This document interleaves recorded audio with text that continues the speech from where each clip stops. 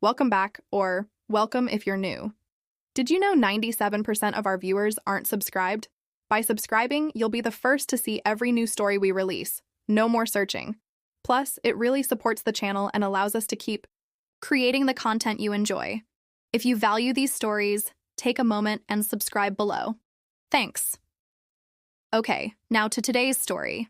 You know, it's funny the things you remember, the little stuff that sticks with you even when the big things try to push them out. Like the way Joshua always left his coffee cup half finished on the counter. Every single morning for 15 years. You'd think I'd get used to it, right? But that last morning, the morning he left for that business trip, the one he never really came back from, that half-empty cup felt like a punch in the gut. It wasn't just the coffee, though. It was the way he kissed me goodbye. Quick, like he was already late for something, even though his flight wasn't for hours. No lingering, no squeezing my hand like he used to. Just a peck on the cheek and a see ya, like he was just going down to the corner store for milk. And I stood there, in my pajamas, watching his car pull out of the driveway, a weird feeling settling in my stomach, like when you know a storm's coming but the sky's still blue. I tried to shake it off. Joshua traveled for work all the time. Sales, you know, always chasing the next big deal. But this time felt different. He'd been distant lately, quiet, like his mind was somewhere else. And I'd been so busy with my own stuff. The flower shop was having its busiest season, and my mama hadn't been doing too good, that I hadn't really pressed him on it. Figured he was just stressed about work. Boy, was I wrong. The first few days were quiet. Too quiet. Usually he'd call every night, tell me about his day, ask about mine. This time, nothing. A few texts here and there. Meeting went well. Dinner with clients. Real short, you know, like he couldn't wait to hang up. I started feeling that knot in my stomach tighten. Something wasn't right. Then David showed up. Joshua's best friend since they were kids.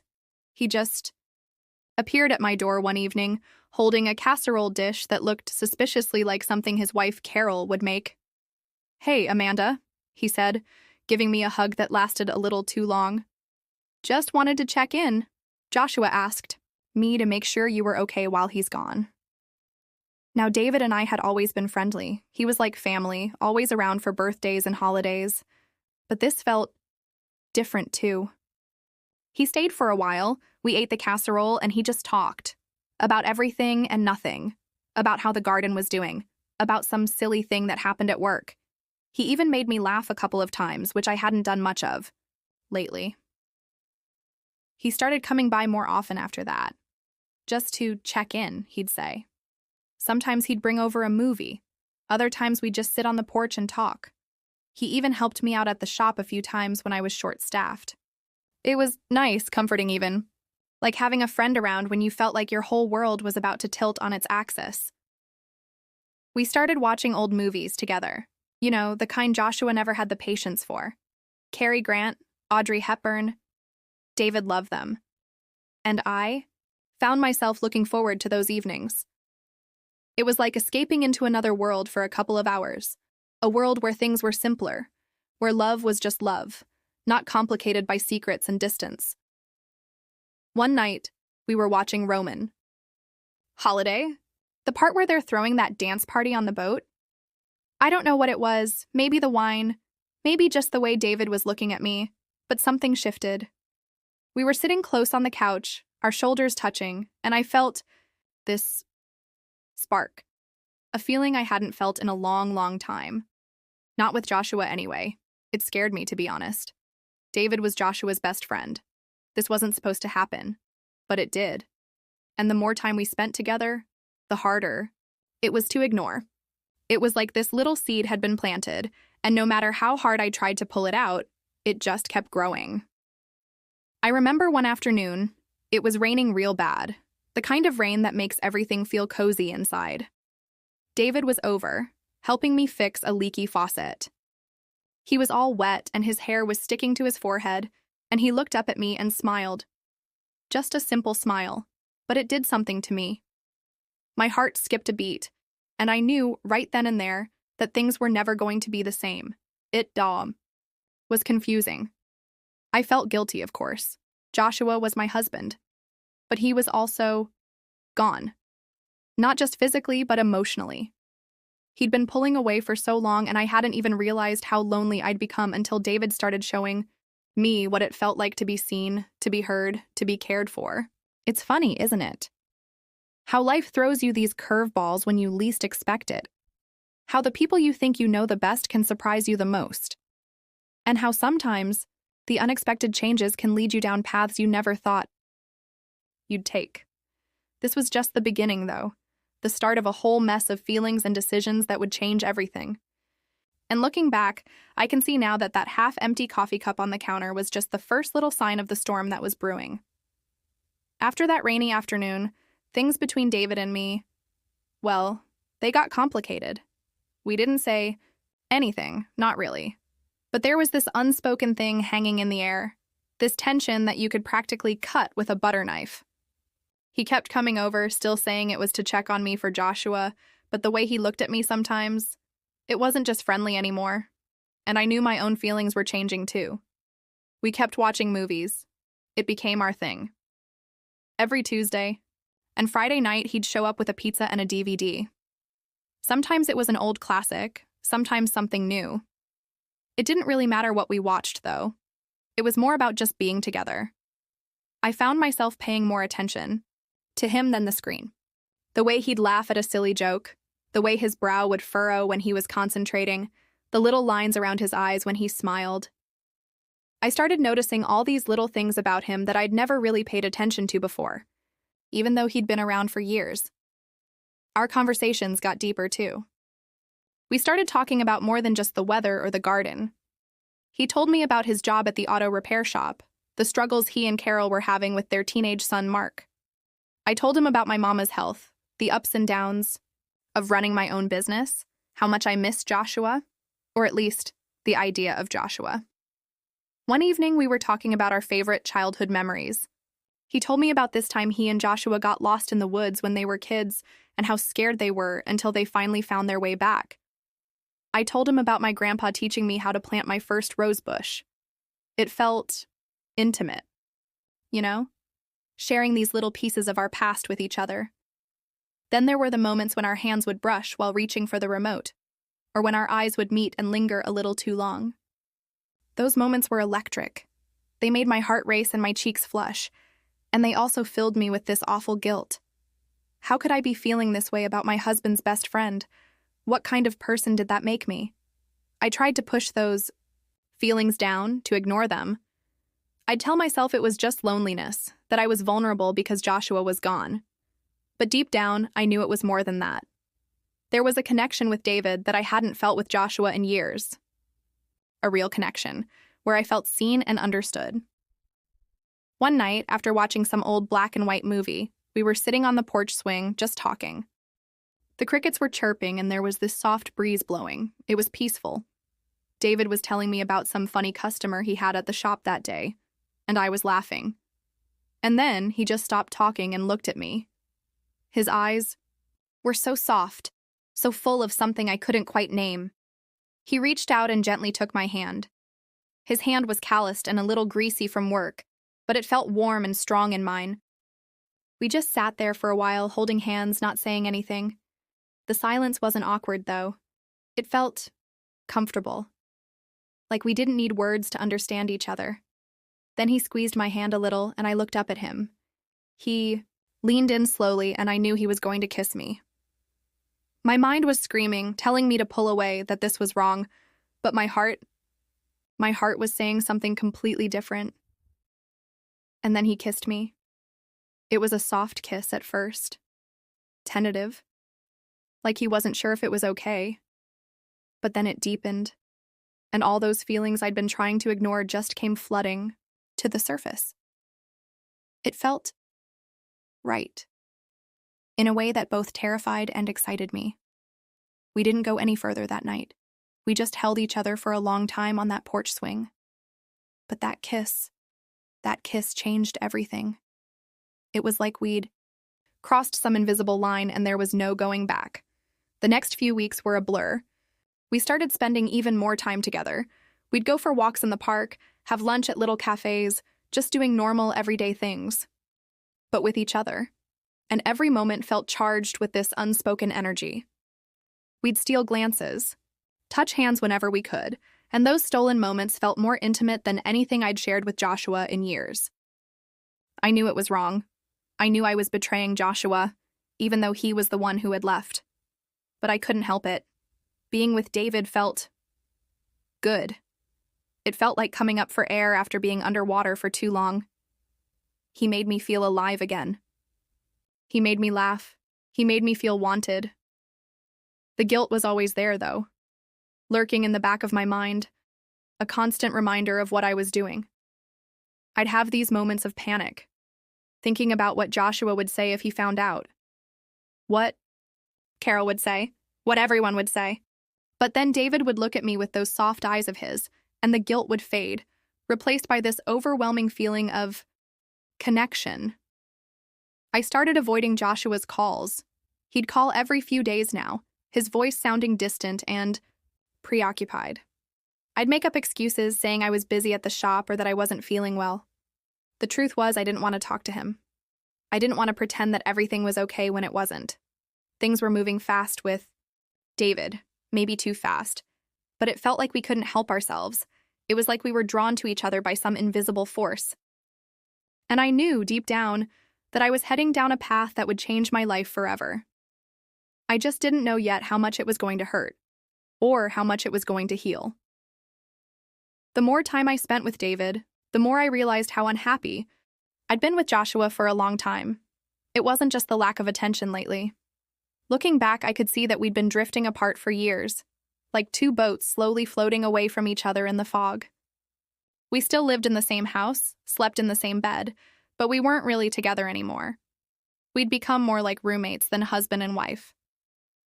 I started remembering little things, like how Joshua never really listened when I talked about my day at the flower shop. He'd just nod and say, "That's nice, honey," without really hearing a word I said. Or how we hadn't gone on a real date in, I couldn't even remember how long. It was always about his work, his clients, his golf game. I felt invisible sometimes, like I was just part of the furniture. David was different. He listened. He asked questions. He remembered the little things I told him. He'd ask about my mama, about that tricky rose bush I was trying to get to bloom, about the crazy lady who always tried to haggle over the price of the lilies. He made me feel like what I had to say mattered. We started going out more. Nothing fancy, just simple things. A picnic in the park, a drive-in movie, a walk along the river. It felt like being young again, like that giddy feeling of first love. I'd find myself smiling for no reason, just thinking about him. But the guilt was still there, nagging at me. I knew what we were doing was wrong. I was still married to Joshua, no matter how distant he was. And David was his best friend. It felt like this huge betrayal, not just to Joshua, but also to Carol. She was a good woman, and she didn't deserve this. I started having trouble sleeping. I'd lie awake at night, my mind racing, trying to figure out what to do. Should I tell Joshua about David? Should I tell David I couldn't see him anymore? Should I just pretend like none of this was happening and hope Joshua would come back and everything would go back to normal? But deep down, I knew things could never go back to the way they were. Too much had changed. One afternoon, David came over and he looked serious. He sat me down on the porch swing, took both my hands in his, and looked me right in the eye. "Amanda," he said, his voice low and gentle. "We can't keep doing this. It's not fair to you. It's not fair to me. And it's definitely not fair to Joshua and Carol." I knew he was right. We'd been living in this little bubble for weeks, pretending like the rest of the world didn't exist. But reality was starting to creep in. "I know," I said, my voice barely a whisper. "What are we going to do?" he asked. I didn't have an answer. I was terrified of hurting Joshua, of breaking up his friendship with David, of what everyone would think. But I was also terrified of losing David. He'd become so important to me in such a short amount of time. He'd shown me what it felt like to be truly happy again. I don't know. I said, tears welling up in my eyes. He pulled me into a hug and I just held on to him, letting the tears fall. It felt like the weight of the world was on my shoulders. A few days later, Joshua finally called. A real call, not just a quick text. He said he was coming home. My heart sank. Part of me was relieved. Maybe this was the universe telling me to stop, to go back to my life with Joshua. But another part of me felt this deep sense of dread. I knew I couldn't just pretend like nothing had happened. When Joshua finally walked through the door, it felt strange, like seeing a ghost. He looked tired, his eyes were a little sunken, and he seemed different. He hugged me, a real hug this time, and asked how I was. "I'm okay," I said. But the words felt hollow. We tried to talk, to catch up on the past few weeks. He told me about his trip, the deals he'd closed, the fancy dinners he'd had. I told him about the flower shop, about Mama's health. But it all felt forced, like we were just going through the motions. That night we slept in the same bed, but it felt like there was this huge chasm between us. I lay there in the dark, listening to his breathing, and I knew I couldn't keep living this lie. The next morning, I knew I had to tell him. It was the hardest thing I've ever had to do. We were having coffee at the kitchen table, the same table where we'd shared so many mornings over the years. I took a deep breath and just blurted it out. "Joshua," I said, my voice shaking. "There's something I need to tell you." He looked up at me, a question in his eyes. "While you were gone," I started, and then I just couldn't hold it in anymore. The words came tumbling out, a jumbled mess of confessions and tears. I told him about David, about how he'd been coming over, about how we'd started spending time together, about the feelings that had developed between us. He just sat there, his face pale, not saying a word.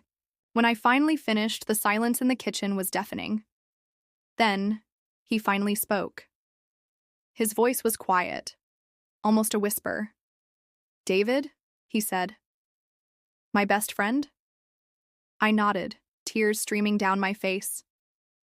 He stood up abruptly and walked over to the window, staring out at the backyard. I could see his shoulders shaking. "How could you?" he finally said, his voice filled with pain. "How could you do this to me? To us?" I didn't have an answer. What could I say? I knew I'd hurt him deeply. We talked for hours that day. It was painful, raw, and honest. He asked questions, and I answered them as truthfully as I could.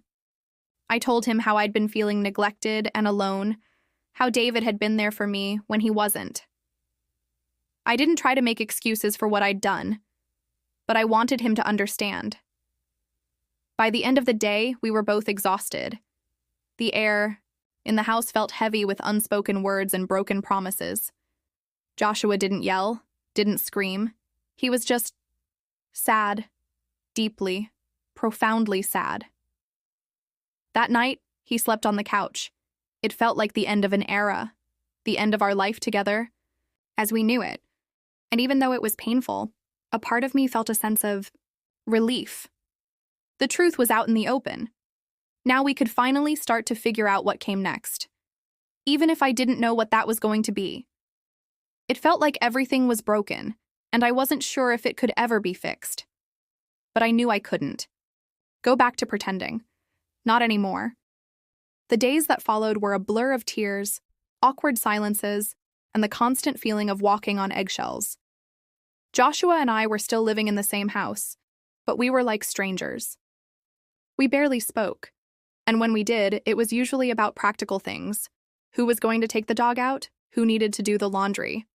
The silence in between was thick with unspoken accusations and hurt feelings. One evening, after a particularly long and uncomfortable day, Joshua came into the living room where I was sitting. He looked tired, like he hadn't slept in days. "Amanda," he said, his voice quiet, I think I'm going to stay at David's for a while." It wasn't a surprise, not really. I'd seen it coming, but hearing the words out loud still felt like a punch to the gut. It made everything feel so final. Okay, I said, my voice barely a whisper. He nodded, his eyes avoiding mine. He packed a bag in silence, and then he was gone. Just like that. My husband of 15 years, gone. And this time, I knew he wasn't coming back in a few days. The house felt so empty after he left. Just me and the dog, rattling around and all. That space. I found myself wandering from room to room, touching things that reminded me of him.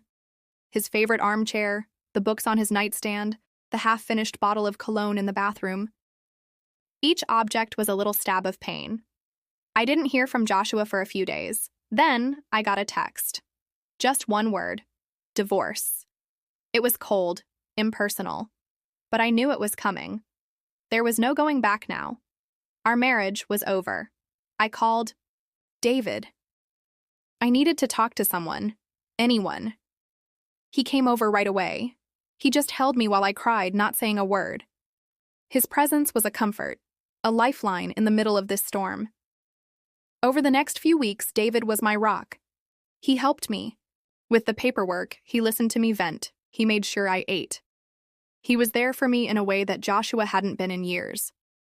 We started spending even more time together. It felt natural, easy. We'd talk for hours, sharing our fears and hopes for the future. We realized that we had a lot in common, things we'd never really explored when Joshua was in the picture. 1. Evening? We were sitting on the porch watching the sunset. The air was warm, and the sky was painted in shades of orange and pink. You know, David said, breaking the silence. I never thought my life would turn out like this. Me neither, I said, looking out at the fading light. I feel terrible about what happened with Joshua, he continued. He's my best friend. I never meant to hurt him. I know, I said. But you made me happy, David. You made me feel alive again.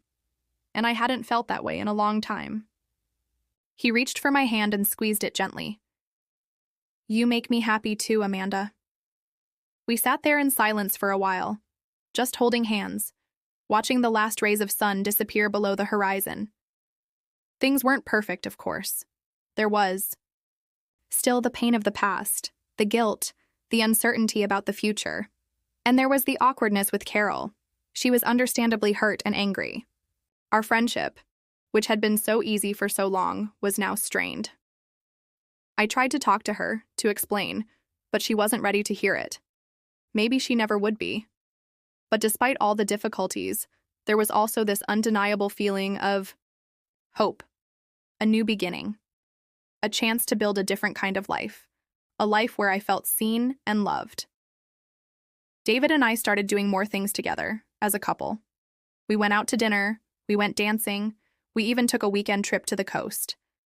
It felt good, normal, like we were finally allowed to be ourselves without hiding or feeling guilty. It wasn't always easy. There were days when the guilt would creep back in, when I'd think about Joshua and Carol and the pain we'd caused. But then David would remind me of how unhappy I'd been, of how much better things were now. Over time, the pain started to fade, replaced by a quiet sense of acceptance. We couldn't change the past, but we could build a future together.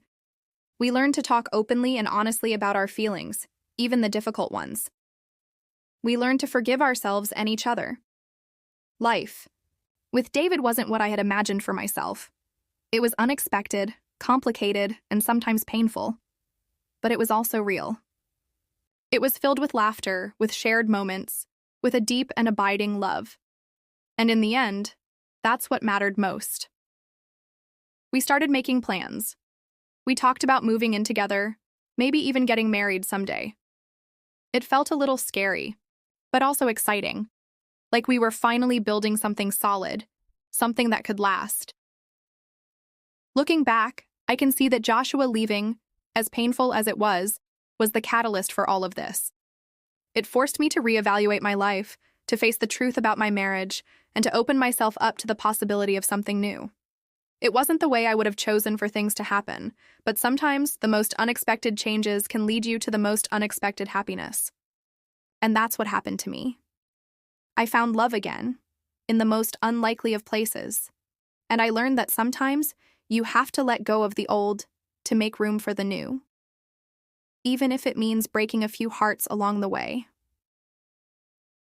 Life with David settled into a comfortable rhythm. We moved in together a few months after Joshua moved out for good. It felt natural, like we were finally where we were supposed to be. We painted the spare bedroom a sunny yellow, filled the house with plants, and adopted a second dog, a goofy little terrier we named Lucky. We still had our moments, of course. The shadow of the past would sometimes creep in. I'd have a bad dream about Joshua, or Carol would send David a cold, angry text. But we learned to navigate those moments together, with patience and understanding. We talked things out, we supported each other, and we never let the past overshadow our present. Running the flower shop was still my main focus, but David started helping out more. He'd deliver flowers in the afternoons, and he even built me some beautiful new display shelves.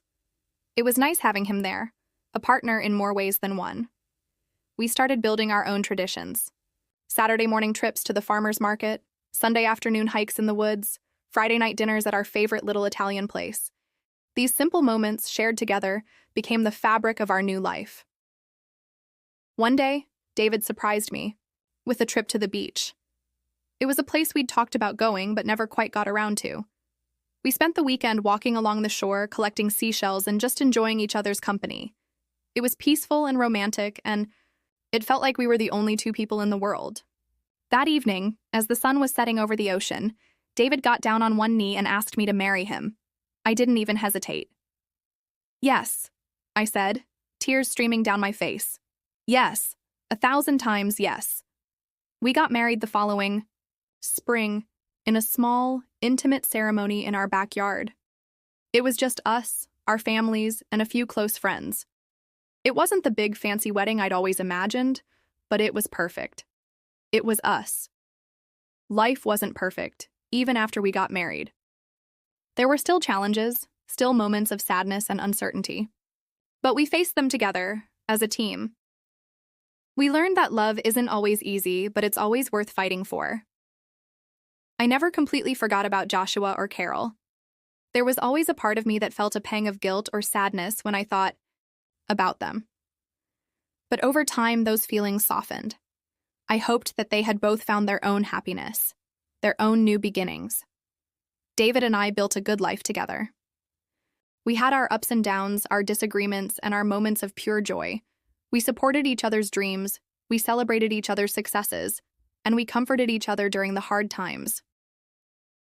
Looking back on everything that happened, it's hard to believe how much my life changed in such a short amount of time.